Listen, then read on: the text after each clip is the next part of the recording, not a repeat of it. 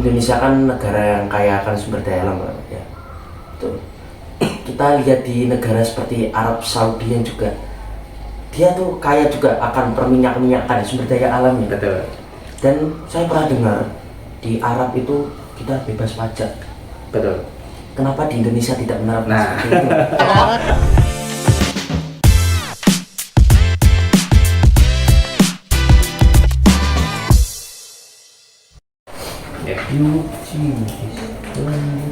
Assalamualaikum warahmatullahi wabarakatuh. Selamat datang di Bais Podcast. Kali ini kita kedatangan seorang narasumber yang kebetulan berkecimpung di dunia perpajakan. Pada podcast kali ini kita akan mengangkat topik yang sedang hangat dibicarakan di Indonesia, yakni tentang pajak dan juga bea cukai. Sebelumnya saya mengucapkan terima kasih sebesar-besarnya kepada Bapak yang telah hadir pada podcast kali ini. Bisa diperkenalkan Bapak tentang biografi Anda? Terima kasih anak-anak dari Bais. Perkenalkan, saya bapaknya Hiro. Nama saya Doni Surya Arfianto. Kebetulan sekarang bekerja di Direktorat Jenderal Pajak, khususnya di KPP Penanaman Modal Asing 2 di Jakarta. Jabatan saya saat ini fungsional pemeriksa pajak. Untuk background pendidikan saya asli Nganjuk. Sekolahnya di SDN Begadang 1 Nganjuk. Kemudian SMP saya di SMP 4 Nganjuk, belakang rumah. Kemudian SMA di SMA 2 Nganjuk. Kemudian saya melanjutkan kuliah di STAN, Sekolah Tinggi Akuntansi Negara, di jurusan perpajakan. Ya, itu mungkin sedikit perkenalan dari saya. Terima kasih. Saya mau tanya-tanya Pak tentang pekerjaan Bapak sebagai seorang pajak, seorang pengurus pajak. Pegawai pajak. Pegawai pajak. Ya. Tadi Bapak di sektor bagian mana? Saya bagian pemeriksa pajak. Nah, pemeriksa pajak itu tugasnya apa saja sih Pak? Nah, kalau berhubungan dengan tugas saya lebih cenderungnya kayak pemeriksa itu auditor ya. Auditor itu kita memeriksa laporan keuangannya wajib pajak. Apakah laporannya yang dilaporkan di SPT tahunan, di laporan keuangannya itu sudah sesuai dengan ketentuan undang-undang perpajakan di Indonesia, mana yang harus dibayar, mana yang boleh jadi pengurang, mana yang harus kena PPN, nah, semacam itulah secara gambarannya. Jadi seperti itu ya, mengecek apakah sudah bayar atau belum Pak pajak? Kalau sudah bayar atau belum itu administrasi. Saya lebih cenderung ke mencari di laporan keuangannya itu apakah pajaknya yang dilaporkan atau dibayar itu sudah sesuai. Seperti itu. Ya, betul. Kemudian Bapak juga sekolah di STAN, betul? Ya, betul. STAN itu apa sih yang dipelajari, benar-benar belajar di STAN itu? STAN itu sekolah kedinasan ya, sekolah kedinasan, Sekolah Tinggi Akuntansi Negara. Itu di bawah Kementerian Keuangan yang menyelenggarakan pendidikan gratis. Jadi di STAN itu gratis. Kita waktu masuk kompetisinya emang sangat sulit ya, banyak pesaingnya, dan kemudian ada limit berapa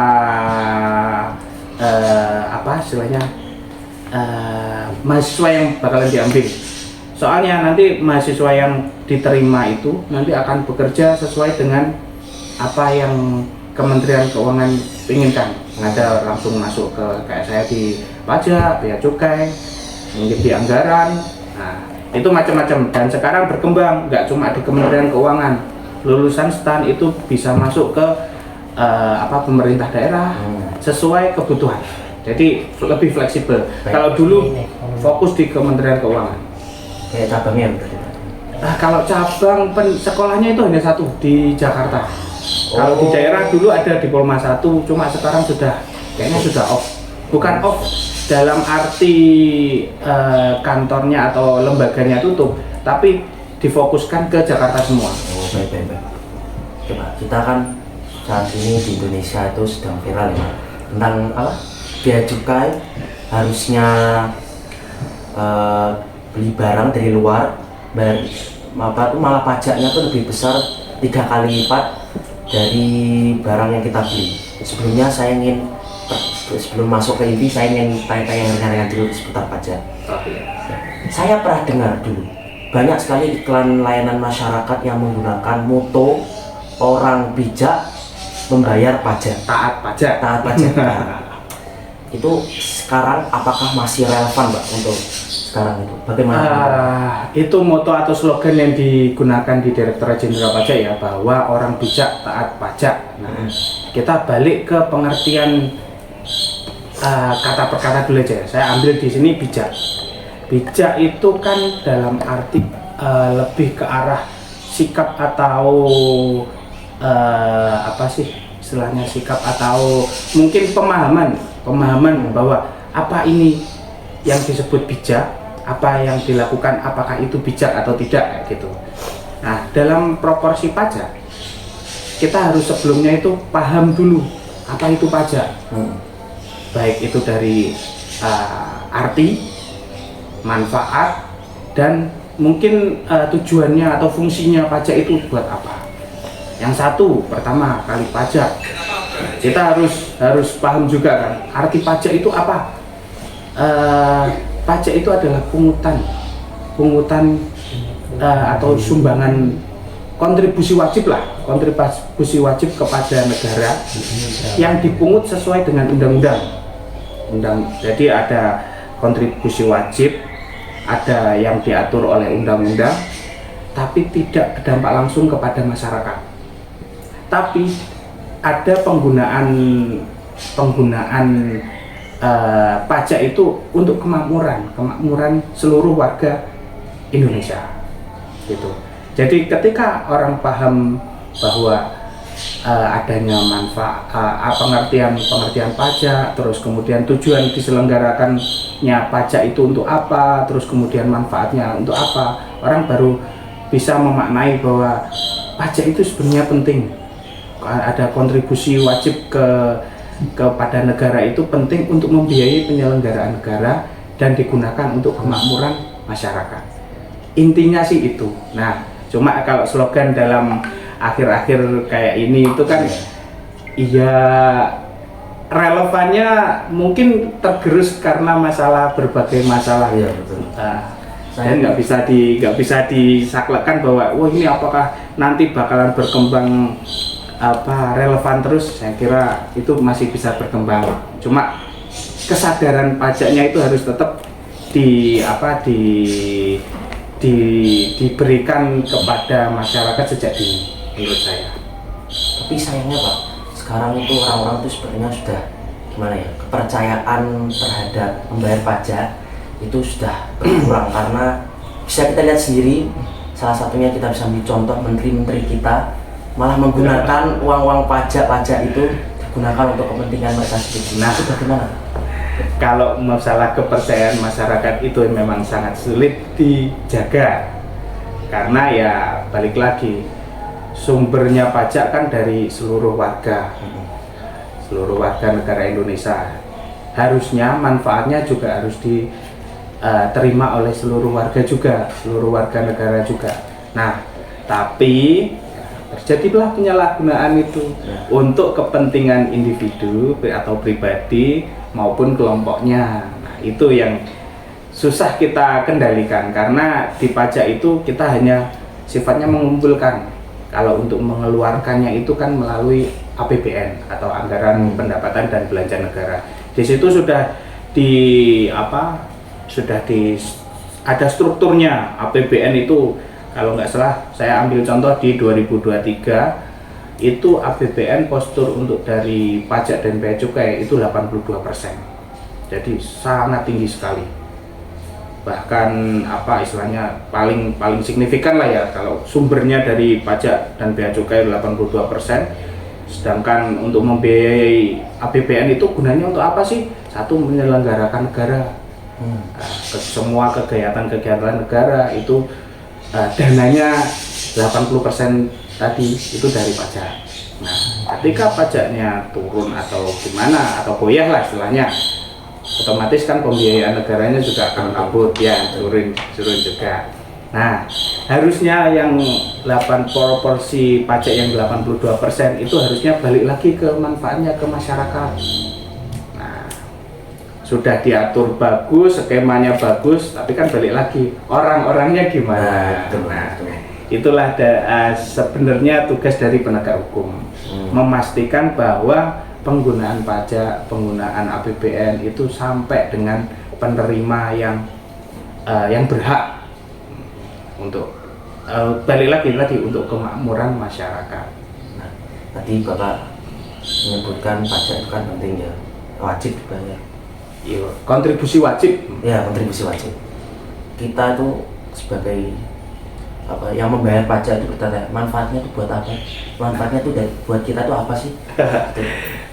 Kalau secara manfaat itu kan ketika contohnya kalau jual beli ya, kita ketika beli barang atau beli jasa, contoh kita beli barang, beli permen atau beli snack, itu kan kita membayar tapi langsung mendapatkan apa yang kita inginkan. Ya, kita bisa kita manfaatkan, contohnya kalau beli barang makanan tadi bisa langsung kita makan. Nah, kalau pajak itu beda. Pajak itu ketika kita bayar pajak atau kita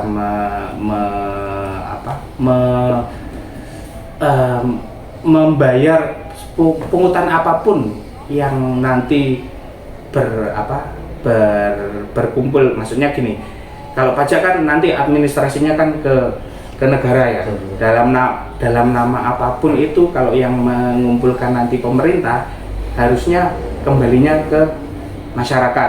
Nah, ketika kita bayar pajak, kita nggak langsung dapat, saya sudah bayar pajak, saya dapat apa dong di sini? Itu nggak kita rasakan secara langsung, tapi secara tidak langsung.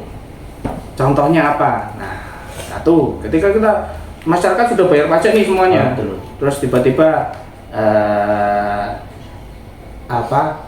kamu mau jalan ke Surabaya, kan otomatis lewat jalan raya lah. Saya nggak bilang tol itu kan mungkin berbayar lagi ya. Ya kalau kita memakai jalan yang biasa, jalan lintas provinsi lah ya, berarti kan sini sampai Surabaya itu kan kita pasti lewat jalan. Nah, jalan itu dibayar pakai duitnya pajak itu tadi. Nah, itu jalan. Terus kemudian kalau kita beli bahan bakar subsidi kalau di sini kan mungkin di Pertalite itu masih menggunakan subsidi. Nah, subsidinya itu dibayar dari uang pajak juga. Pendidikan gratis atau mungkin kan kalau di sekolah negeri sampai dengan SMP ya itu gratis ya. SMA sudah gratis juga. Saya lupa kalau dulu masanya berbeda. Ya mungkin sampai SMA pendidikan gratis bisa. Ya itu uangnya itu dari pajak. Kayak gitu. Kesehatan orang nggak mampu pengen berobat ke puskesmas, ke rumah sakit itu ditanggung oleh negara lewat BPJS. BPJS orang miskin kan gratis ya, nggak ada pembayaran lagi. Mungkin bagi yang menengah atau ke atas itu masih ada subsidi, tetap masih ada subsidi dari pemerintah berupa subsidi kesehatan lewat BPJS. Nah, balik lagi itu uangnya dari pajak-pajak yang masyarakat Indonesia bayar. Betul. Kita kan sudah kaya, kenapa kita harus pajak? Kekayaan kita sebenarnya saya setuju bahwa Indonesia itu kaya akan sumber daya alam. Namun kita tidak bisa memanfaatkan langsung. Kalau di Arab itu kan mungkin mereka lebih simpel ya, dari satu wilayah itu cuma wilayah daratan aja satu.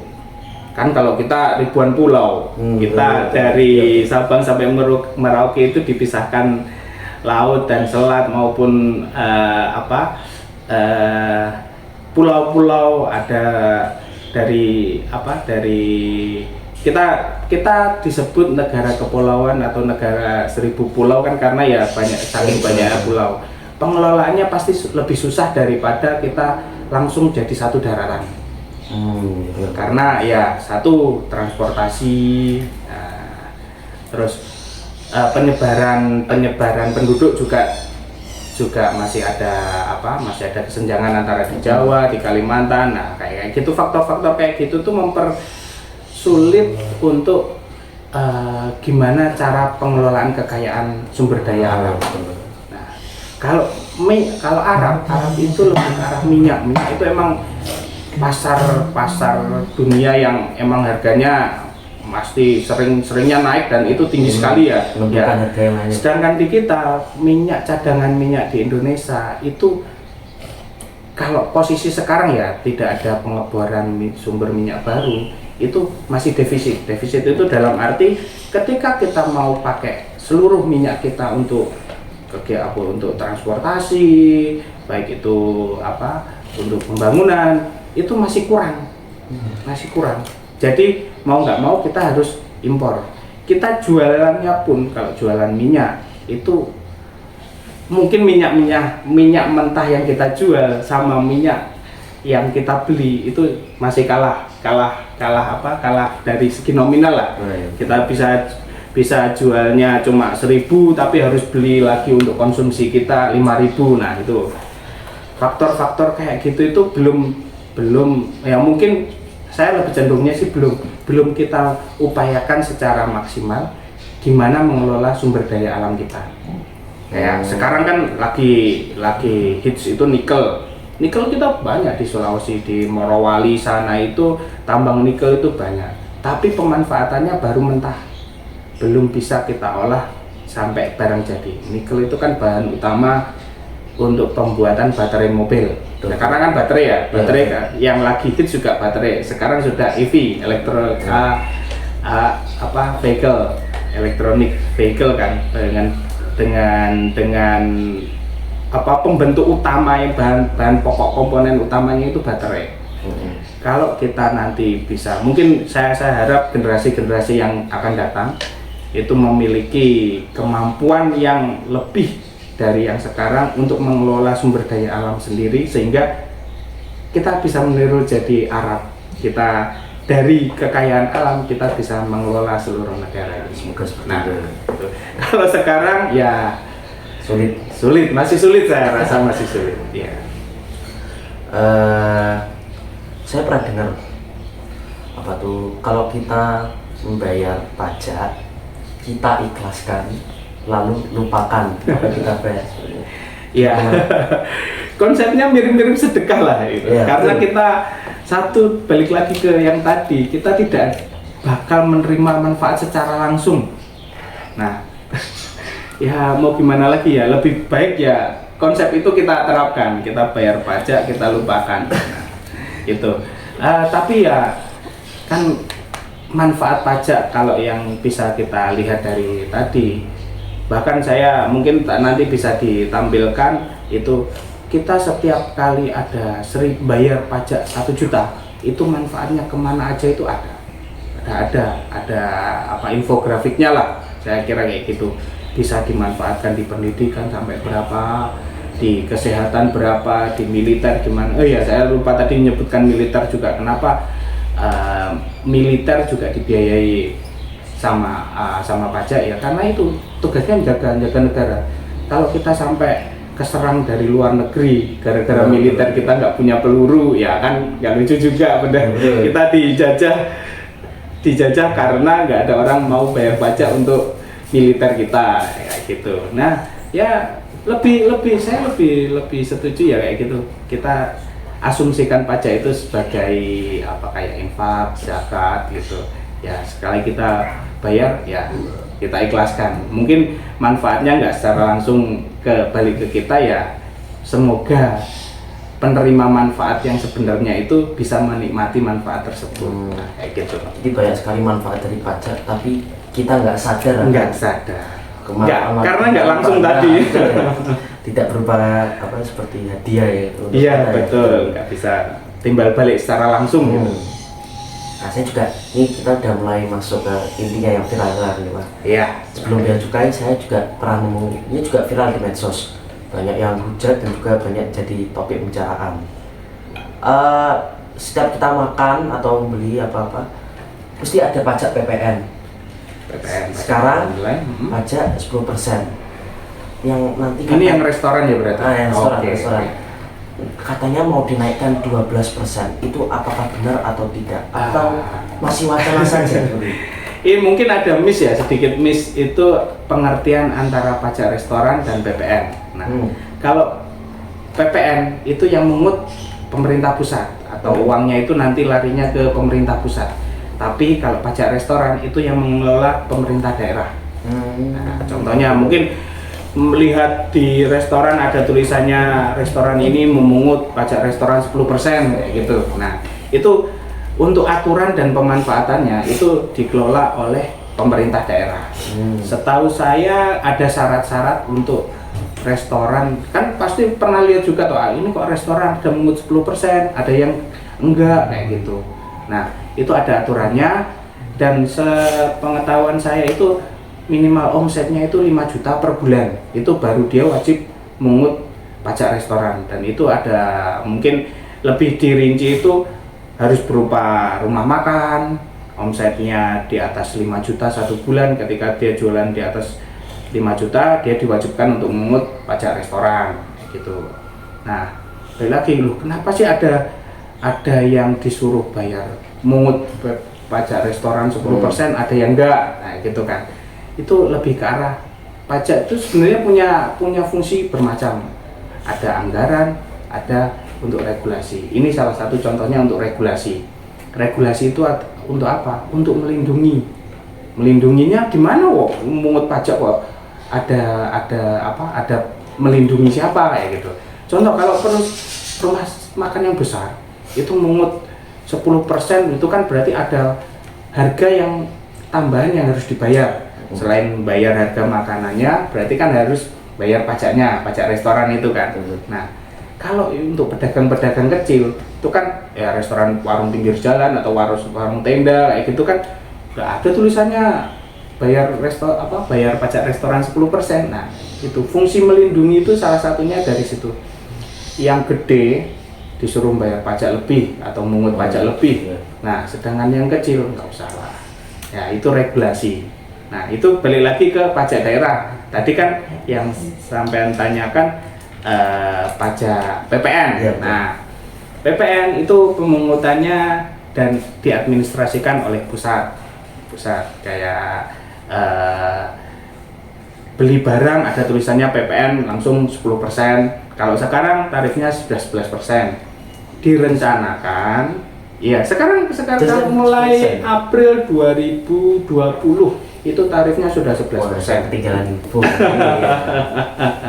Itu tarifnya. Kalau sebenarnya sudah aturannya itu sudah diketok kalau nggak salah di 2021, mulai 1 Januari 2025 itu naik 12%.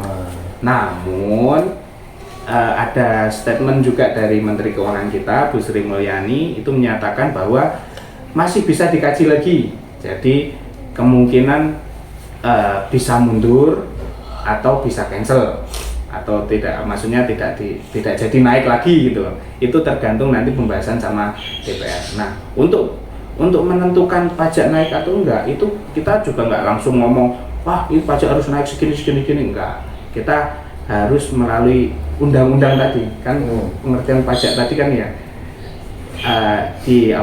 kontribusi wajib yang dipungut oleh negara berdasarkan undang-undang. Nah, undang-undang itu yang bikin siapa? Pemerintah sama DPR. Kalau DPR nggak setuju ya otomatis nggak bakalan naik kan. Nah, kalau orang bilang wah ini kok undang-undangnya naik terus. Nah, berarti kalau undang-undang sudah berupa undang-undang berarti kan sudah disetujui oleh DPR, sudah dibahas dan disetujui oleh DPR. Makanya itu harus dilaksanakan. Nah, Ibu Menteri Keuangan mengeluarkan statement bahwa PPN 12% ini bisa dikaji lagi apakah nanti aplikasinya di 1 Januari 2025 itu akan dilaksanakan naik jadi 12% atau ditahan dulu atau di cancel.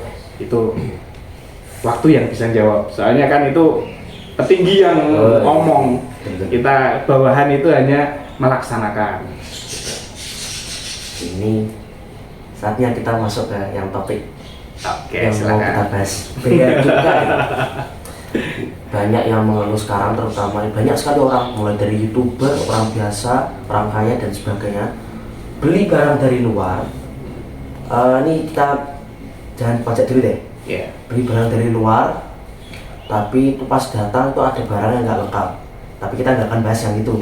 Kita bahasnya yang pajaknya. Barang dari luar harganya misalnya $1.000, Yeah. 1.000 dolar 15 juta, tapi bayar pajaknya bisa hampir 3 kali lipatnya. Seperti yang viral tuh, yang beli sepatu bayarnya malah 2 kali 3 kali lipat Iya, sepatunya itu. iya, betul. Bagaimana itu, Pak? Kita runut satu-satu dulu ya. Hmm.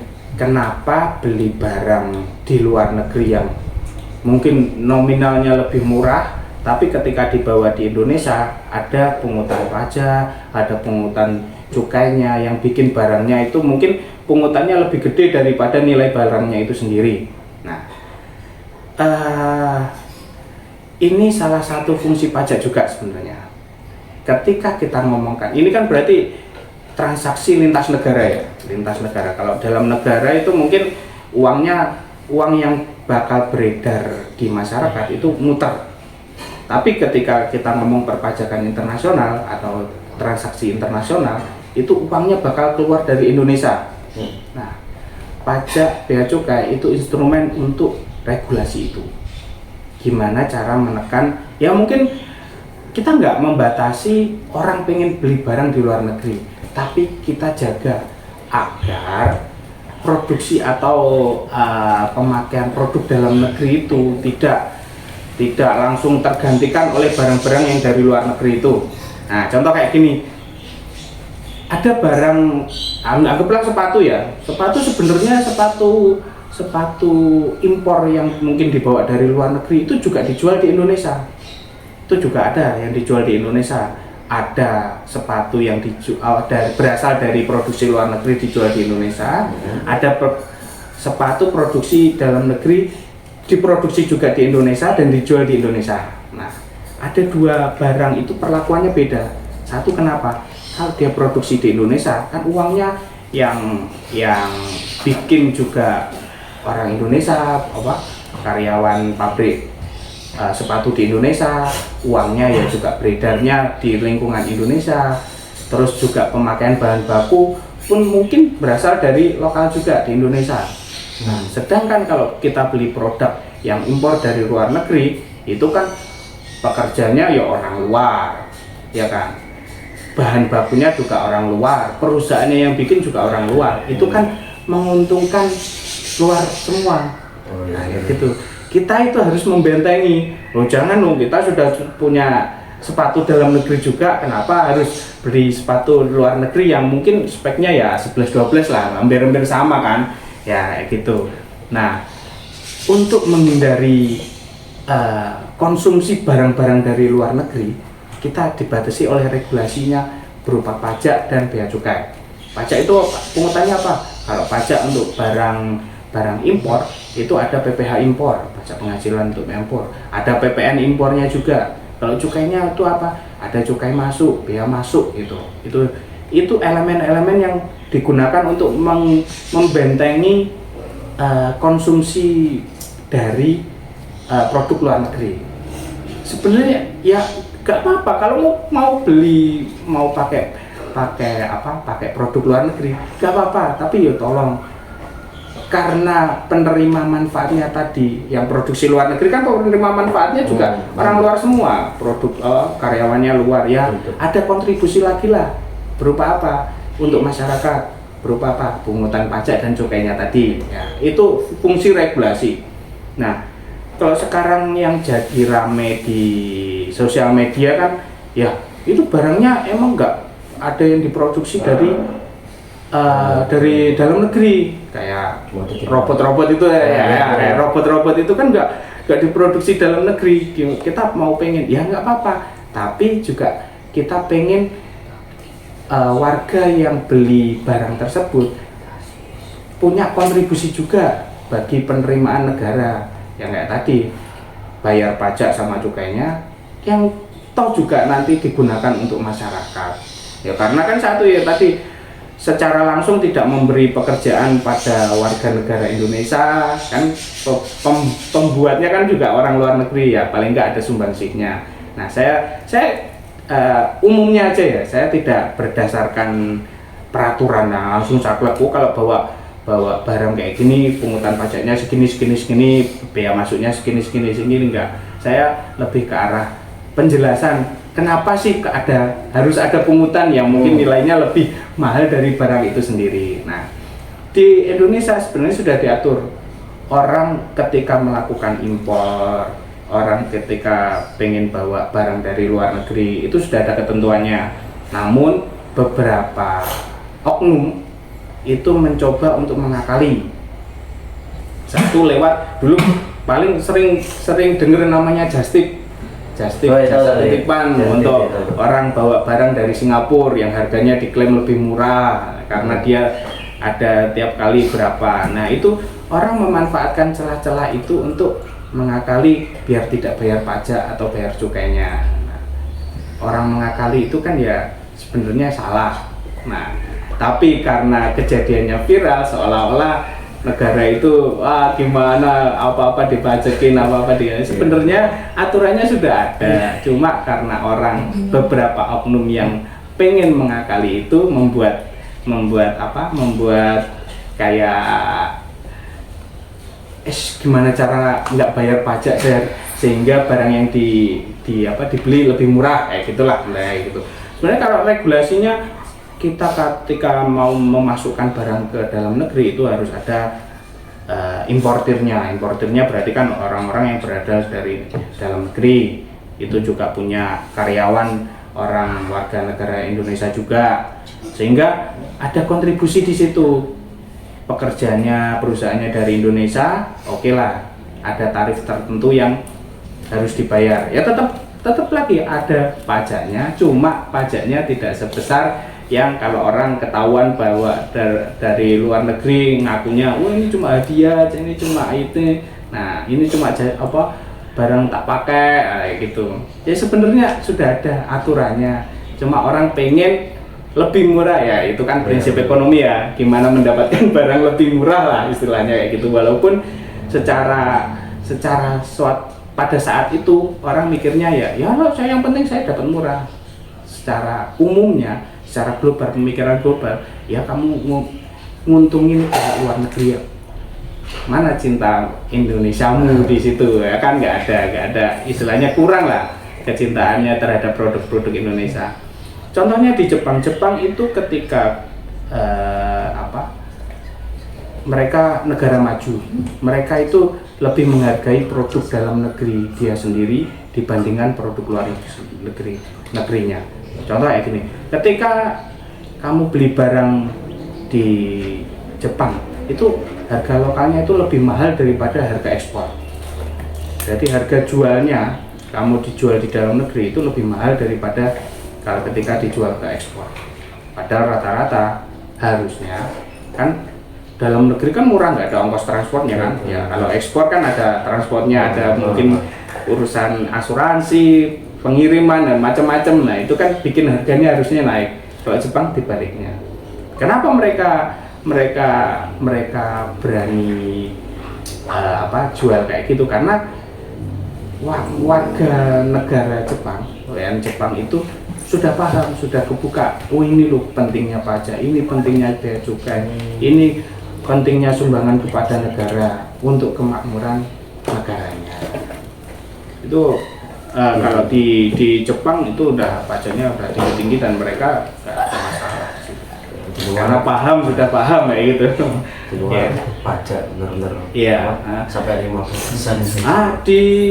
Kalau nggak salah di Prancis itu pajak penghasilan itu sampai 55%. Jadi ketika Anda punya penghasilan setahun 1 miliar, pajaknya bisa 150 juta sendiri. Tapi di sana karena sudah maju dan pengelolaannya sudah bagus, kan sudah namanya negara maju, karena kita kan masih berkembang ya. Itu mereka manfaatnya bisa langsung kelihatan. Pakai social security numbernya, maksudnya ke rumah sakit tinggal datang aja bawa KTP udah ditanganin semuanya, dan itu semuanya gratis. Tapi ya imbal baliknya kayak gitu. Diterapkan di Indonesia apakah bisa? Bisa. Tapi yang protesnya gimana? Tiba-tiba pajak sampai 55%. Waduh, orang langsung demo besar-besaran. Gitu. Ya kurang lebihnya itu ya karena barang yang dibawa tadi itu belum memberikan kontribusi kepada masyarakat secara umum, maka dikenakannya adanya PPh, pajak impor, cukai, bea masuk, pungutan-pungutan untuk melindungi. Intinya sebenarnya satu, melindungi produk dalam negeri. Intinya. Wajar sekali ya masalah cukai ini sepertinya ya. Ya, walaupun saya mungkin dari pajak ya, saya cuma udah agak paham lah gimana prinsip-prinsip pemungutan cukai itu. Dan sebenarnya divisinya beda, bea cukai dan Direktorat Jenderal Pajak sama bea cukai itu sendiri. Gitu. Tapi Pak, sayangnya itu bea cukai mungkin di media sosial dicap buruk, ditambah lagi Ada kasus-kasus oknum yang tambah memperburuk citra dari bea cukai itu sendiri yang dinonaktifkan Bu Sri Mulyani itu. Ya tidak bisa dipungkiri ya, karena kita negara yang besar, negara yang berkembang dengan segala kebutuhan dan mungkin maksud tujuan tertentu, ya membuat beberapa oknum itu mau nggak mau memanfaatkan ya mungkin jabatannya, mungkin pekerjaannya untuk melakukan sesuatu yang sebenarnya bertentangan dengan undang-undang. Itu tapi oknum ya, saya kira oknum juga ya, bukan semuanya. Semua ya. Ada yang jujur. Iya. Oke, saya balik lagi ke yang masalah pajak di Indonesia. Oke, silakan. Ini pertanyaan random sebenarnya Pak, pengalaman sendiri. Ketika saya makan di restoran di Nganjuk ini, ada beberapa restoran yang biasanya kan kalau kita beli mesti mendapatkan bill. Di paling bawah billnya itu ada tulisannya pajaknya berapa. 11%. Kalau pajak restoran masih 10%. Masih 10%. Kalau PPN yang tadi yang itu 11. di misalnya saya makannya di restoran, ambil contoh Barilo. Oke. Di situ terus ada pajaknya tulisannya. Betul. Tapi saya ketika makan di Saya Rasa itu malah nggak ada tulisan pajaknya. Kan dua-duanya sama-sama bisa dibilang kan sudah bisa UMKM. Itu bagaimana? Apa ada yang suruh bayar pajak atau tidak?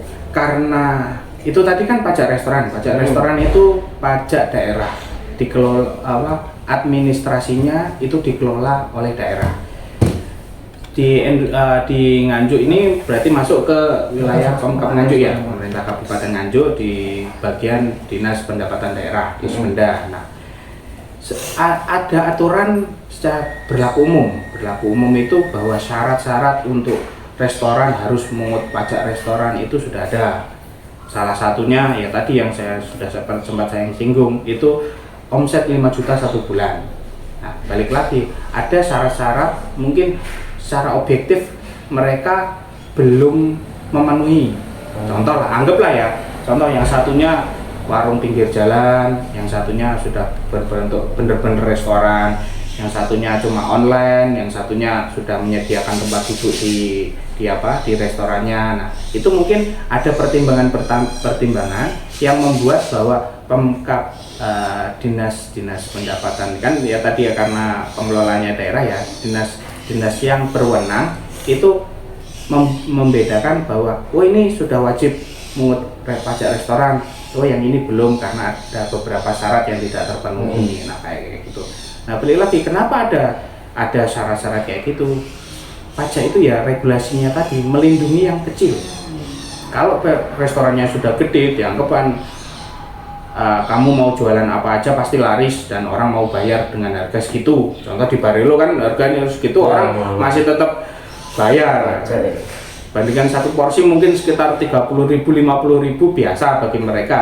Tapi kan mungkin bagi pedagang yang kecil, yang warung tenda itu kan jual 10.000, 15.000, masa masih harus kena pajak lagi, nah kayak gitu. Nah keseimbangannya itu di situ. Yang satu ditahan biar ya kasihlah kontribusi ke pedagang kecil. Kan mungkin ada orang yang wah bayar beli di sana kena pajak, di sini nggak kena. Ya saya mau yang kecil lah gitu. Tapi sepanjang itu berada di dalam wilayah negara itu saya kira nggak ada masalah. Untuk melindungi warganya. Kalau tadi kan pungutan cukainya untuk melindungi produk dalam negeri, ini melindungi yang kecil sama yang besar. Nah kayak gitu, ada level-levelnya kayak gitu. Nah itu jadi nggak semuanya langsung dibabat wah harus bayar PPN atau bayar pajak restoran gitu. Bahan pokok kayak kalau contoh untuk nasional tadi kan PPN ya. PPN untuk bahan pokok itu nggak kena pajak. Beli beras nggak ada PPN kecuali beras premium atau beras yang dijual di supermarket gede, itu beda lagi perlakuannya. Karena yang beli di situ juga mungkin bukan orang kecil, tapi orang yang sudah kaya-kaya, dan bagi mereka harga gak masalah gitu lah, macam itu ya. Regulasi itu secara tidak sadar itu sebenarnya sudah dilakukan oleh pemerintah, cuma orang banyak yang kurang atau tidak tahu gitu. Oke, tadi Bapak sempat menyinggung laporan SPT tahunan. Oh iya betul, SPT tahunan. Nah, sistem perpajakan di Indonesia itu self assessment dalam arti wajib pajak diberikan kepercayaan untuk menghitung dan membayar pajak yang terutang selama dia 1 tahun berusaha lah istilahnya gitu. Contoh, gaji saya cuma 100 juta kayak gitu kan, pajaknya itu berapa, dihitung pajaknya segini. Anggaplah kita pakai hitungan yang kasar ya, pajak 100 juta, pajaknya berapa, 5% ya, 5 juta, dia bayar 5 juta. Itu pelaporannya. Jadi saya ngomong, saya penghasilan 100 juta, pajak saya 5 juta gitu. Itu self assessment. Nah, kalau bagi saya pegawai pajak, itu orang ini dianggap benar sampai saya bisa membuktikan bahwa orang ini salah. Dia ngomong kan, dia tadi ngomong SPT-nya 100 juta. Nah, saya pegawai pajak, loh saya punya dokumen Bapak penghasilannya 500 juta loh. Ada data dan informasi yang membuktikan bahwa orang ini sebenarnya penghasilannya nggak 100 juta, tapi 500 juta. Nah, itu saya yang turun, saya bikin kayak laporan kayak ini dengan dokumen atau informasi bukti bahwa orang ini tuh sebenarnya penghasilannya 500 juta, nggak 100 juta. Tuh baru orangnya bisa kita tindak lanjuti gitu. Nah, kalau orang ngomong 100 juta ya kita percaya semuanya, ya nggak gerak-gerak semua, orang bakalan memperkecil pajaknya semua gitu. Nah, itu laporannya tiap tahun, setahun sekali. Itu untuk cross check kita, memastikan bahwa pajak yang dibayar atau pajak yang terutang sama wajib pajak tersebut itu sudah benar.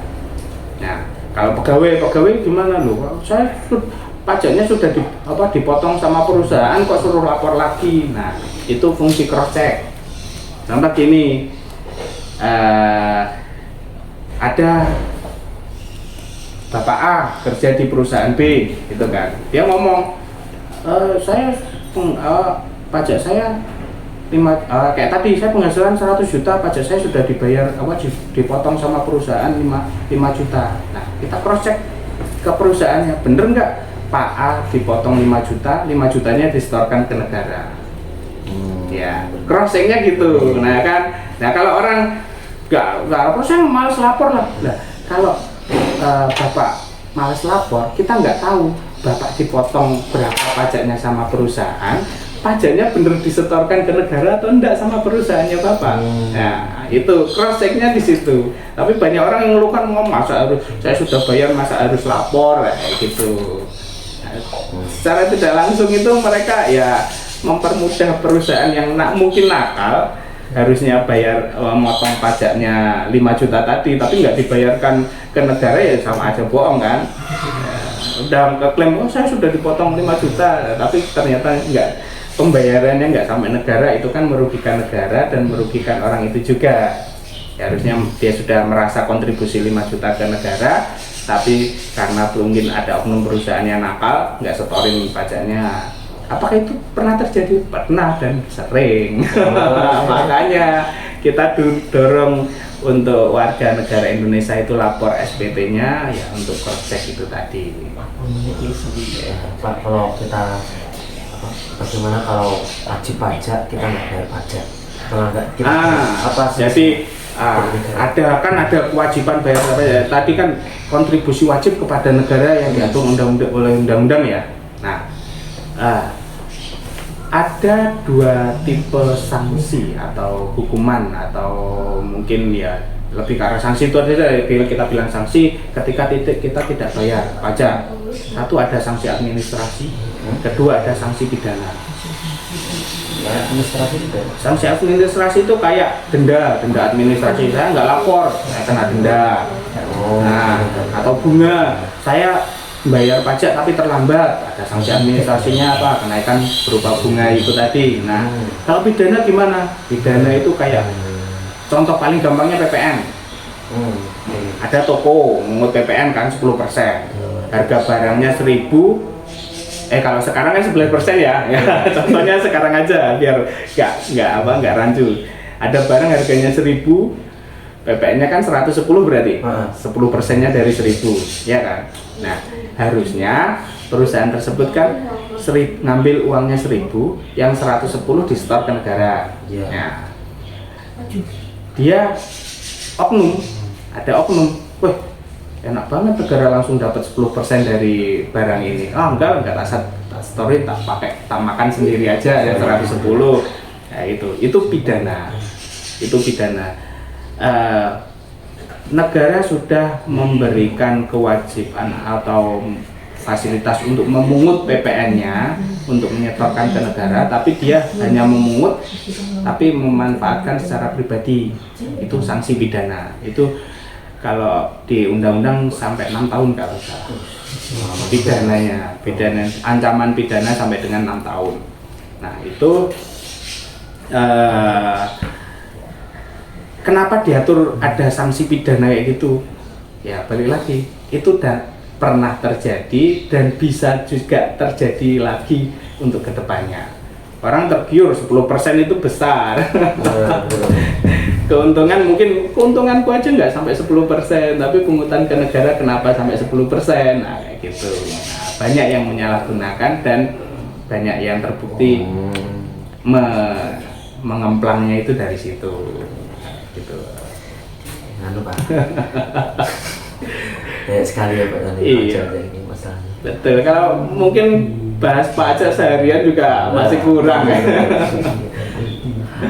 Saran Bapak untuk pada anak-anak muda terkait membayar pajak. Untuk saran kepada generasi muda ya, saya lebih ke arah cenderung ke pemahaman dulu lah. Pemahaman apa itu pajak. Kalau sudah paham, pastikan kita tahu fungsinya untuk apa. Nah, kemudian kalau kita sudah pahami juga fungsinya, baik lagi kemanfaatnya itu kemana. Kalau generasi muda sudah terbuka wawasannya tentang pajak, saya rasa sudah membayar pajak sudah nggak merasa jadi beban lagi, tapi seolah-olah kebanggaan lah. Kayak di Jepang itu kebanggaan, orang bayar pajak lebih besar itu bangga.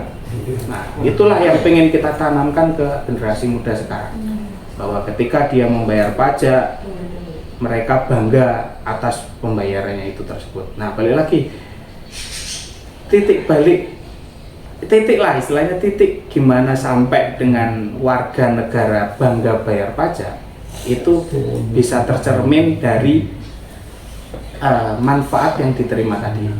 Kalau manfaatnya sudah dirasakan masyarakat, wah enak ya, saya ke dokter tinggal kasihkan KTP sudah ditangani secara layak, secara gini, saya jalan-jalan sudah mulus, nggak ada lubang-lubang, terus penerangan jalannya bagus,